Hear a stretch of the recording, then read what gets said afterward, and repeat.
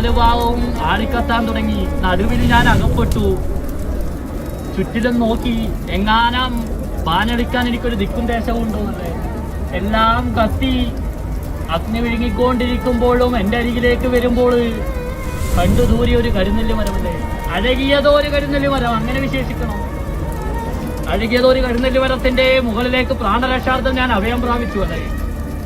അന്ന് എല്ലാ ജീവജാലങ്ങളും കത്തിയമർന്നു. അവശേഷിക്കപ്പെട്ട രണ്ട് നാഗത്താന്മാരല്ലേ, കാളിയനെന്നും കരിവേലിയെന്നും രണ്ടേ രണ്ട് സർപ്പത്താന്മാര്. ഇതിന്റെ ഘാതകനല്ലേ. ഞാനാണെന്ന് കരുതി അവരെന്റെ ഇടത്തെ മാർവിലും വലത്തെ മാർവിലും കെട്ടിക്കൊത്തി വിഷം ചെരിഞ്ഞു.